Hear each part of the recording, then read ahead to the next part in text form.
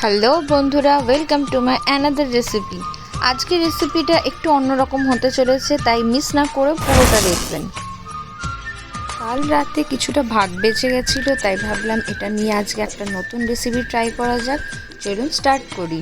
সাদা তেল নিয়ে নিলাম, তার মধ্যে দিয়ে দিলাম 2-3 কোয়া রসুন।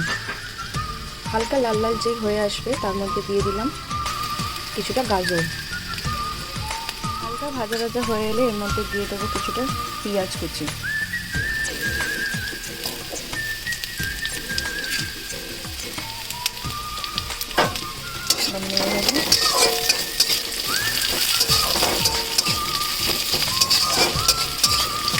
পেঁয়াজ আর গাজরটা ভালো করে ভাজা ভাজা হয়ে গেলে দিয়ে দিলাম লঙ্কা আর একটু সামান্য পরিমাণ মতো নুন।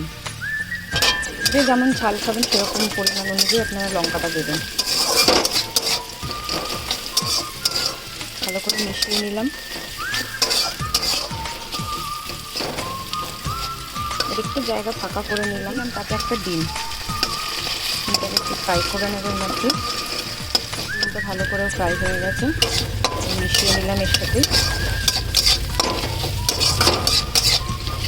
যে যেমন এগ পছন্দ করেন সেই অনুযায়ী আপনি দেবেন। আমি খুব একটা খাই না, পছন্দ করি না বলে আমি একটাই দিলাম। ডিম আর সবজিগুলো এখন ভালো রকমই ফ্রাই হয়ে গেছে। এবার মেশাবো আমরা ভাতটা। আমি দিয়ে দিয়েছি। এবার এর মধ্যে পরিমাণ মতন সামান্য নুন দিয়ে দিলাম। যে যেমন খাবেন সেই বুঝে নুনটা দেবেন।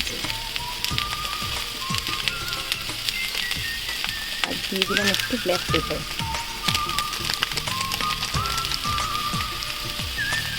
ব্ল্যাক পেপারের একটা আলাদা স্মেলও আছে স্বাদের সাথে সাথে, তার জন্য এর গন্ধটার জন্য আরও এই জিনিসটা আরও টেস্টফুল হবে। ভালো করে জিনিসটাকে মিশিয়ে নিতে হবে, যাতে ভাতের সাথে সবজি ডিম নুনটা ভালো করে মিশে যায়। 1 চামচের মতন একটুখানি ভিনেগারও মিক্সড করলাম।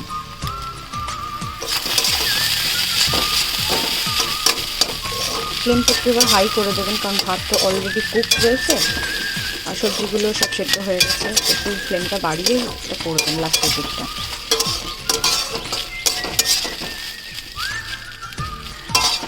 আমার egg fried rice almost ready. একটু নামানোর আগে নুনটা একটু চেক করে নেবেন। আপনারা চাইলে অন্য কোনো সবজির সাথেও খেতে পারেন বা নর্মালও খেতে পারেন। আর যদি চিকেন থাকে বা কর্ন থাকে সেটাও অ্যাড করে দিতে পারেন একটু ফ্রাই করে। আমাদের পৃথিবীতে এমন অনেক বাচ্চা মানুষজন রয়েছে যারা দুবেলা দুটো ভাত জন্য অনেক কষ্ট করে, অনেকে হয়তো পায়ও না। তো খাবার নষ্ট করতে আমার খুবই খারাপ লাগে, তাই আজকে এই রেসিপিটা একটু ট্রাই করলাম। যদি ভালো লেগে থাকে অবশ্যই লাইক আর কমেন্ট করবেন। Thank you.